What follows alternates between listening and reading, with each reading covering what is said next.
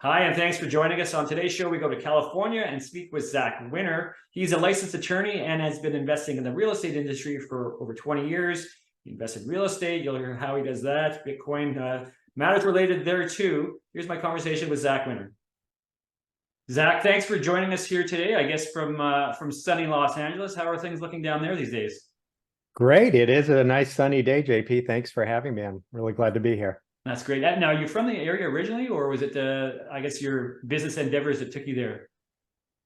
Yeah, born and raised in Los Angeles. Middle of junior high school, we moved down to Irvine, and then I went to USC, University of Southern California. So back up in LA for that. And then, as you know, I'm a recovering attorney. So worked for a Japanese trading company out of college. Decided I wasn't really into that, and decided to go to law school. So went to law school at McGeorge University, which is the law school, or McGeorge Law School, which is the law school for University of the Pacific up in Sacramento.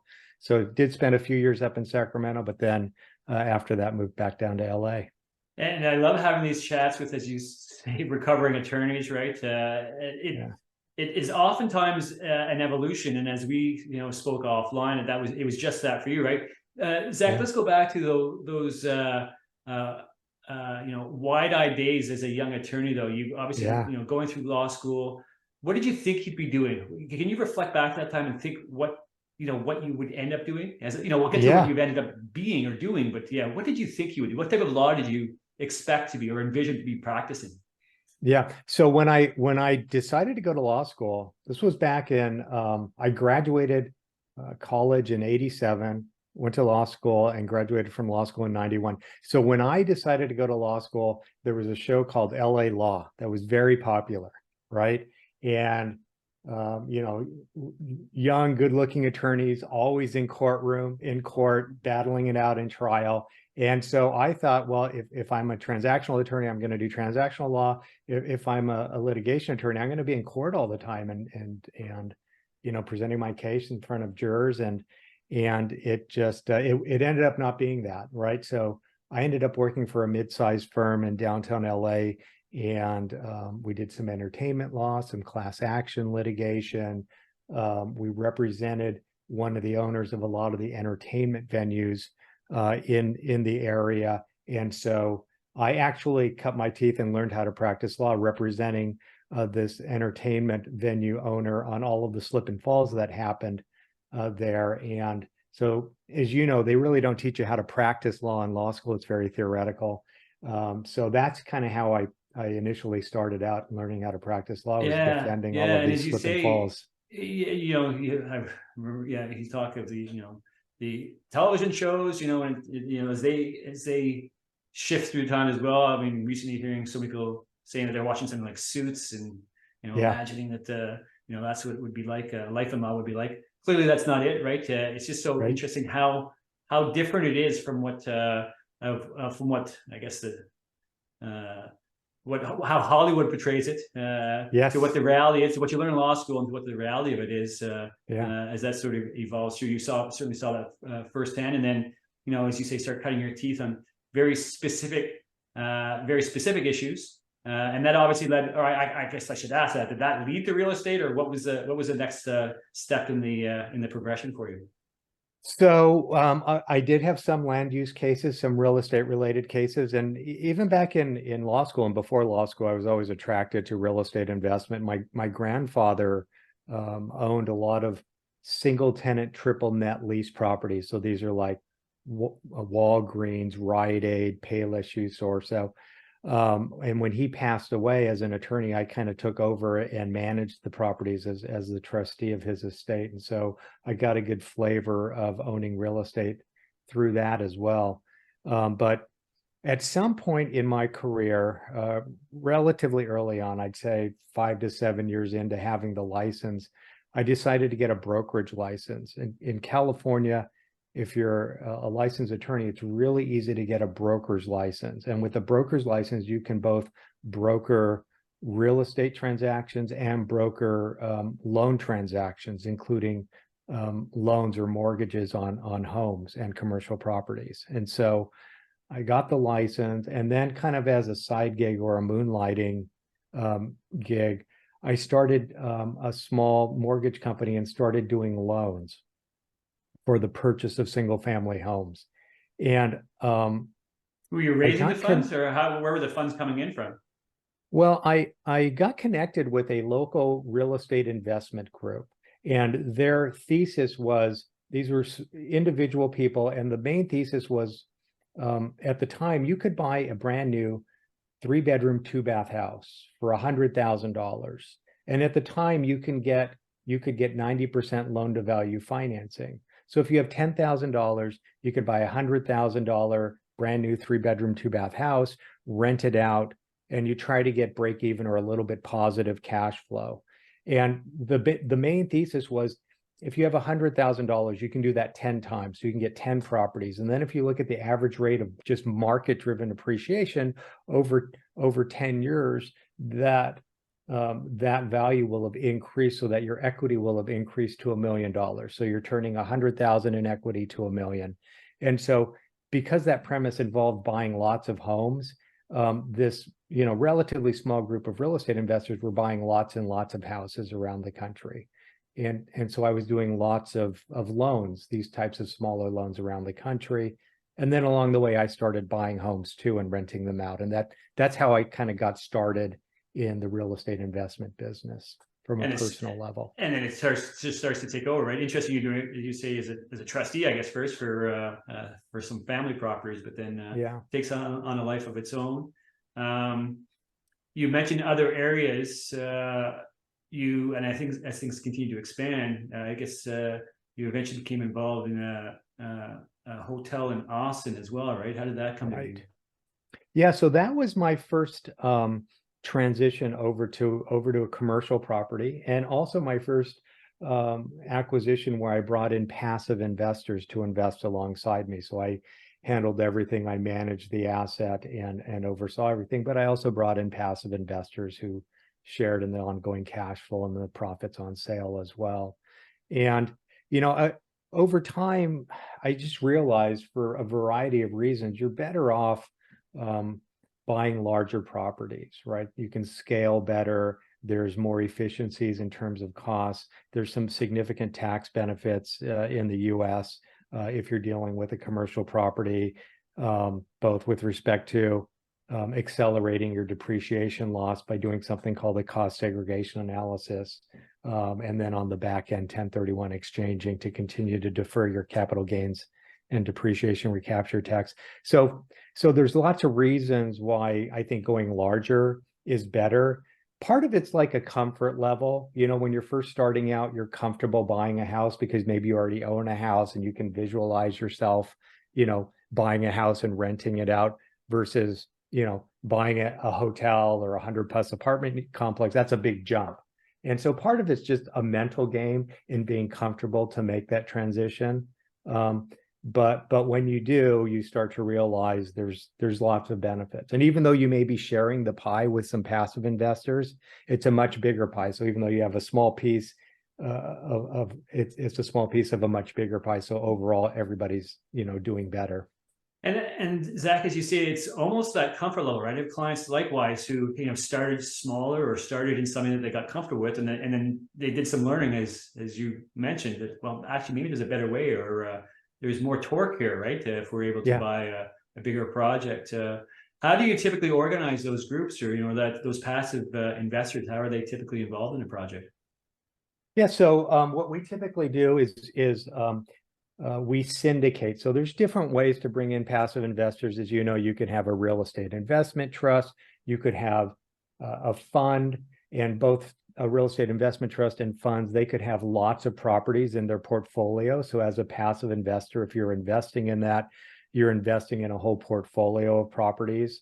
What we do is we have individual investment opportunities. They're called syndications, and they're SEC or Securities and Exchange Commission compliant. So they're either a 506B offering, which are open to accredited and sophisticated investors, or a 506C offering open to just accredited investors. And so when we have an investment opportunity, we'll put together a very detailed investor package that has everything about the market we're going into, the sub-market, the property, what our strategies are for the property in terms of how we're going to increase the net operating income and cash flow that the investors receive, what our holding period is, what our projected profits on sale are. So, and then we'll send that out to our investors and they can decide if it's something that they're interested in investing in. And so they'll come in as a limited partner. And so there's no, liability as a limited partner. And then we're the general partner. So we're the ones signing on the loan. And if there is, something that happens and if we get sued, which we've never been sued, but, we're the ones that are holding that potential additional risk, and the limited partners have no risk other than their at-risk capital, basically. That's right. So they'll have, I guess, a percentage interest in the limited partnership that owns the property. It's managed by the general partner. That's right. Who I assume has a nominal interest. How are the gains distributed? I guess is it something that occurs on a regular basis, or is it at the exit, or what does that look like? So, for example, on our current property, we're buying a 124 unit apartment complex in North Carolina, and with the way we're structuring, called the waterfall, which is the distribution order of preference, the investors receive a full return of their capital before there's a profit split, and we pay out for our main group of investors quarterly. And it's based off of the cash flow, and they have an 8% preferred rate of return. So, and that's cumulative. So, for example, in one quarter, or in 1 year, if we're only hitting 6%, for example, they have 2% carry forward, and then they'll get 8% plus the 2% that carries forward in the following year, if that makes sense. Do you typically hit, or is it typically we're able to pay out as planned, or what does it typically look like? We typically will end up exceeding. We're very conservative in our underwriting. So historically, we've exceeded our projected returns end of day once you factor in cash flow during the holding period and profit on sale. What our approach towards investing is, we're looking for opportunities that are called value add investment opportunities. So basically, at a high level, we're looking for apartment complexes that are good complexes in good neighborhoods, but where the rents are below market, and where perhaps the apartment units and common areas haven't been upgraded in a while. So we'll acquire the property. There may be some efficiencies with respect to management. So when we put in our management, there may be some cost savings there. But then we're coming in, we're upgrading the common areas. We may be adding some common area amenities like a dog park or barbecue area.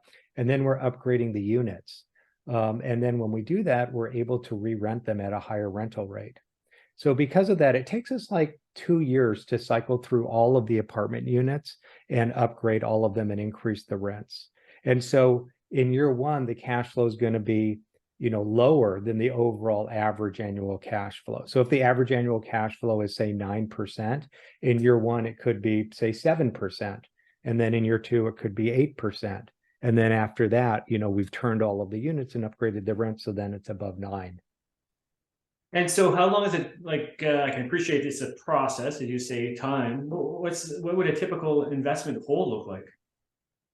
Typically, we're holding for 3 to 5 years. So typically it takes us a couple years to turn the units, and then we'll season it for a year. And then we'll go to look at the market and see, can we meet or exceed our projected investor returns? If we can, if it looks like it's a good time to take the property to market, we'll market it and sell it. If not, we'll hold it for, and look to sell in year 4 or year 5. We're typically getting, long-term fixed agency debt. So if something happens to go wrong, if we happen to be going into a recession, well, we can hold it longer, and we've got this fixed interest rate debt that's non-recourse agency debt that can carry us through. If an investor wants their money back, Zach, is there a lockup, or what does that look like? So we're not publicly traded. So that's, one of, I guess, the potential negatives when you compare our investment to a publicly traded real estate investment trust, where you can instantly go online and just sell your shares.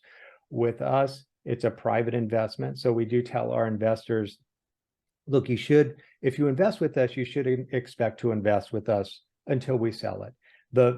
You'll get cash flow while we hold it, but honestly, you're going to get a huge bump when we sell it, because that's when the bulk of the profits are going to be realized. We're creating all of this equity by increasing the net operating income. And we don't harvest all that equity until we sell the property, right? We're not doing cash out refis. And so you'll want to stay until the end. If something happens and they do have to sell, all of our offerings are SEC compliant, and they have full disclosures about the process that we go through to replace their shares. But typically, it's incumbent upon the investor to find a replacement investor, and then we typically need to take it to our other passive investors and see if they want to acquire the shares as a first right of refusal. And then we'll just need to vet those replacement investors as a creditor or sophisticated investor. Right. As you say, it's not a publicly traded security. There's a process. And this is all disclosed through the limited partnership agreement, the disclosure documents, right? They're made fully aware prior to making that investment. And they're likely, as we just established, sophisticated investors who've probably been through something like this before. Yeah, that's right. So, we engage a transactional attorney to help us with the transaction negotiations. And then we're also engaging an SEC attorney that drafts all of the private placement memorandum, offering memorandum documents that the investors receive. Is that state specific? You mentioned North Carolina now. You've done them, I guess, throughout. How do you, and I guess it's also, or is it dependent on where the investors themselves are from? So it's the offering memorandum is not state specific, but there are specific like blue sky law disclosures. So depending on where the investors are coming from, will include different blue sky law disclosures in the offering memorandum, and then we may have to have separate blue sky law filings in those states once we close on the purchase. Mm-hmm. And what does a typical investment look like? So typically, we're looking for at least an 8% average cash on cash return while we hold the property. And at least if you factor in the profit on sale, at least a 15% average annual return. That includes the cash flow while we hold it and the profit on sale. We're typically doing that cost segregation analysis study once we take over ownership, and that gives us the ability to accelerate the depreciation tax write-off.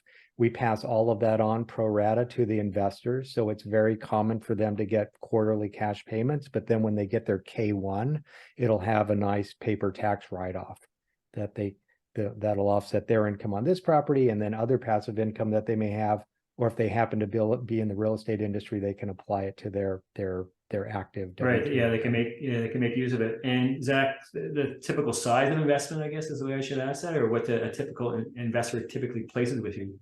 Yeah. So I'd say the average size is around 300,000. We set the minimum investment very low. It's typically just $50,000. So it's very accessible. So it's quite common where we'll have a large percentage of our investors investing 50,000. And then when they invest with us again, they tend to increase it. We've had our investors as high as $3 million on our last deal. We had a fund invest $3 million. So. Do you have, how many projects do you usually have on the go? Is it just one at a time and you fill it and then move on to the next? Yeah, that's right. So, we have like a 3 to 5 year hold. So right now we have 4 properties, and we're looking at acquiring this one that I mentioned in North Carolina that we're just in the process of acquiring. And then next year we'll look to acquire 2 to 3 more, and then we may look to exit, just depending on timing, et cetera, 1 or 2. How does the current state of the market bear on things? I mean, we're seeing, increasing interest rates, and you're seeing, fixed rates of return being the highest they've been in a long time. That's obviously impacting everything, and I'm sure you are feeling the impact of that as well, right? Yeah, it has, and what's interesting is the velocity at which interest rates have increased, right? They've gone up higher, faster than, I don't know, the last 40 years, right? And so in Q1 of 2023, for these larger multifamily properties, apartment complexes, there were less transactions than going back all the way back to the Great Recession, 2008, 2009. Just nothing was on the market. And so it was very quiet for us. We just were not seeing that many properties to underwrite and potentially put in offers to acquire. That shifted now. We're seeing a lot more. I think the mindset between sellers and buyers, there's more of a meeting of the minds. There's not as much of a discrepancy between seller expectation and buyer expectations. And that's a nice way to say it, because things were really getting out of line there, weren't they? I've watched many fronts, not just real estate. Valuations were really getting out of line. Very frothy, extremely frothy. And so that's come down. I think seller expectations have come down quite a bit. And I think for some sellers, their motivation has increased because they realize, okay, well, we're not going to see the interest rates that we saw before. That impacts valuation. And then there's also a certain percentage of sellers that may have been, when they acquired the property, they may have gotten adjustable rate debt or bridge debt. So they're in a bit of a bind. Yeah, they're feeling some pressure themselves, aren't they? Yeah. Yeah, exactly. They need to sell. You know, if they haven't created a lot of equity, they're not going to be able to refinance, right? The lenders aren't offering the same amount of loan to value that they were 3-4 years ago. Interest rates are a lot higher, valuations are lower. So that's created some opportunity as well. So interesting, right? And we've watched the cycles, as you say, highest in 40 years, and we've been dealing with historically low rates for some time. Where do you think we are in 5 years from now? I mean, I know nobody has that crystal ball, but we're passing through interesting times right now. What would your, throw a dart at the wall prediction look like for 5 years right now, Zach?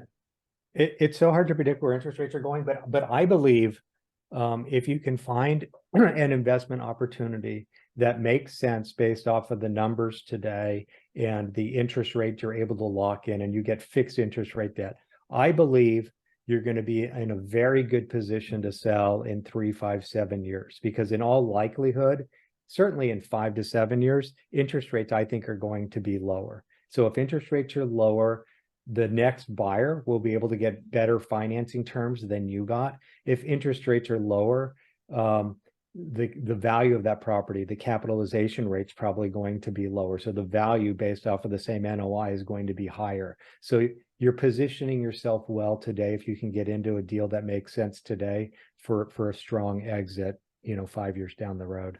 So interesting to think of cycles and different types of investments as well.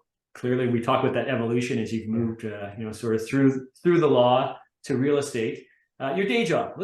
If we can park that for a second, Zach, and move to sort of other things. Again, everything we say here is not legal advice, is not investment advice. But are there other areas that you find interesting? And as we talk about that, couple of years away from now, like what's going to be the impact on the markets? And do you look at on the public markets, and do you look at any particular equities as an additional investment or an alternative investment to the real estate? I don't play in other markets. I mean, I certainly have some diversity. I have a slightly diverse portfolio. I am heavily invested in real estate, but I do have Vanguard funds, gold. I'm a Bitcoiner. I believe in Bitcoin. Oh, good. I was going to ask that, since I would lead to this, because I go through the series and people always want to hear where people are on the crypto or Bitcoin end of things as well. So let's delve right into that then. As you mentioned, because fascinating. We talk about range of assets, right? To see this new, I think we can say it's a new class now emerge. What's the thesis for you? I'm a believer in Bitcoin, not in other cryptocurrencies, but in Bitcoin. I think it's proven, and I think we're recording this on October 24th. If you happen to see the market yesterday, you saw Bitcoin was up, I don't know, 14% in a day, and that's basically based off of the news that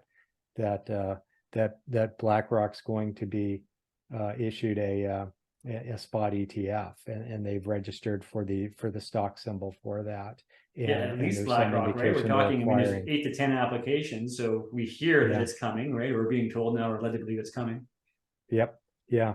So I think the other thing we have going for us is every 4 years, there's what's called the halving. So the amount of Bitcoin that's created through the mining process, which is verifying all of the transactions that get put on the blockchain ledger, is going to be cut in half in April of next year.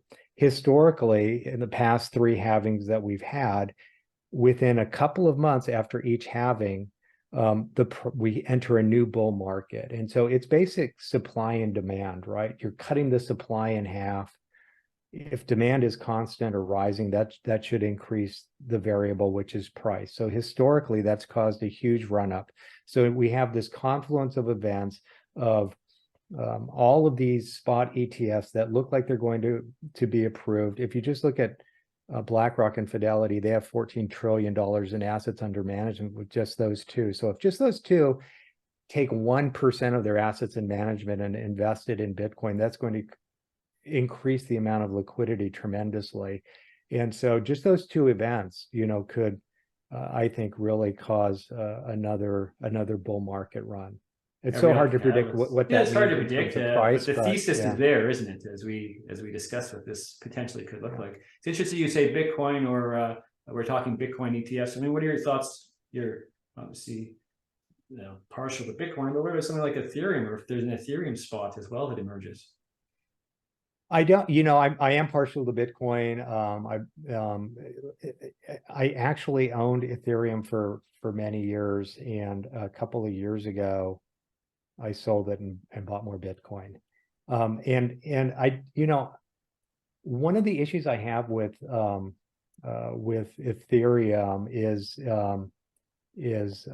the underlying proof of stake versus proof of work, and who verifies it, and whether there are insiders that can control Ethereum and rewrite the coding, and that could potentially be a fundamental flaw. It may prevent it from ever being viewed as a commodity versus, Bitcoin's the only cryptocurrency where Gensler's come out and said, yeah, we think this is a commodity, digital gold, versus these others are more akin to a security. So, but it's doing well. I mean, I look at from a price standpoint, Ethereum seems to be doing well. One thing I noticed from a volume or asset, the amount of ownership, you are seeing a separation starting to occur now, right? The value of Bitcoin that's held is much higher. It seems to be increasing versus Ethereum. Yeah, the dominance there. I mean, you would have done well, as you say, by selling that Ethereum, putting it into Bitcoin. I think a lot of people now are saying, yeah, that's the place that they either wanted to be or wish they had been. Be interested to see if that thesis continues to be true. But a number of people on the show talk of other use cases, as opposed to just that store of value, but talking of all that's being built on Ethereum and that network effect. Do you subscribe to that at all? Well, I think there's some validity to that. I'm also looking for with Bitcoin at the Lightning Network, right, and it being used as a means of transacting. That's one of the criticisms of Bitcoin is it's so expensive to transact. So they have this layer 2 Lightning Network, which really lowers the cost and makes it instantaneous. If you're not using the Lightning Network, it can take quite a while for your transaction to be registered, 15-20 minutes. But with the Lightning Network, it's instantaneous, and the cost is de minimis. So, I'm hopeful that will help the increased use of Bitcoin as a means of transacting. I think right now the majority of people are using it as a store of value, as digital gold. So it'll be interesting to see how much it continues to be adopted. For what it looks like, right? Because we're still very early in this. Yes. We have to be, right? We don't even know. This would be interesting to revisit this conversation as well. That 5-year time frame, right? How have things changed between now and then? It would be nice to have the crystal ball that way as well, right? Yeah. Clearly, things are changing. I think that we talk about the U.S. dollar as that reserve currency, and are we going to be seeing a change in the way that currencies are settled as well? What are your thoughts on that?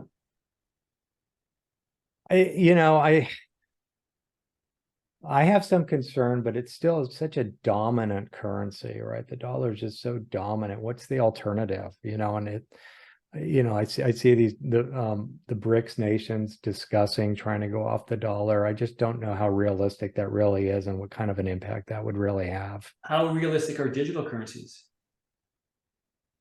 I think they're a risk. I mean, I don't like digital currencies because of the invasion of privacy issues that are inherent in them. But they're very different than Bitcoin. They're not Bitcoin, right? On a number of fronts. Yeah, absolutely.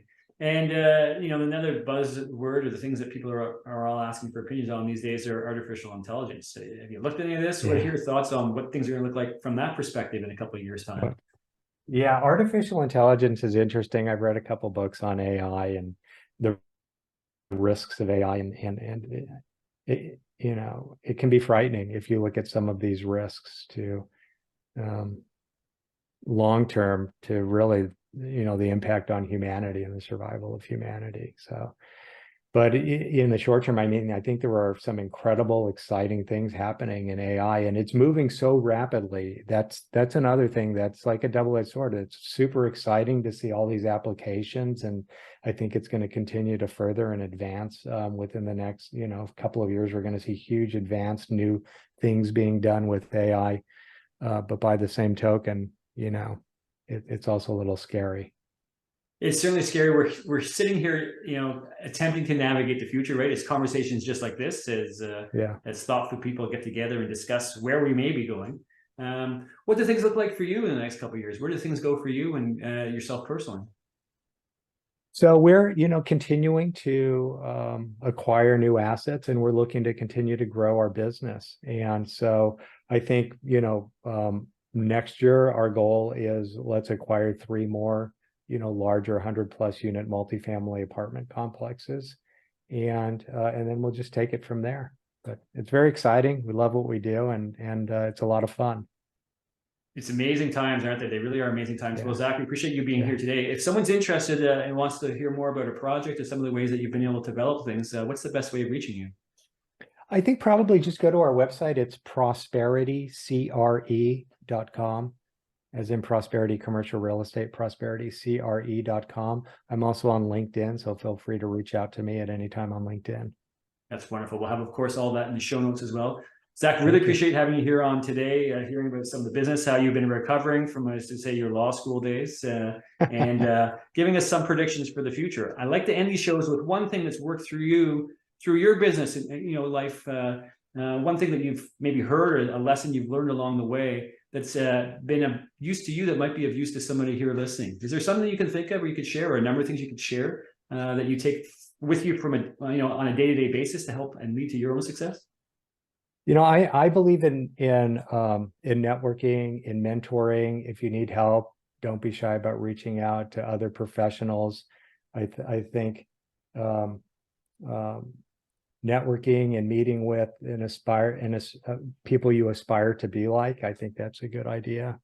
I think it's, at least in real estate, it's more of a team sport, and you're better off treating it as a team sport than thinking you can do it all on your own. And so that a lot of times is also a mental game, right? Thinking, well, I can do this all and I'm going to do it all by myself. But, it's this whole concept of having the whole pie, but it's a much smaller pie versus sharing the pie. And maybe you can do it all on your own, but maybe you're not the best at doing all of those various components. And so you can bring in experts from other fields to help you along the way. Absolutely. It's great advice here, right? And we can all share and prosper by virtue of that sharing. Zach, thanks so much for being on here today. I appreciate you being on the Millionaires Lore. I look forward to revisiting this conversation at some point in the future. Thanks very much.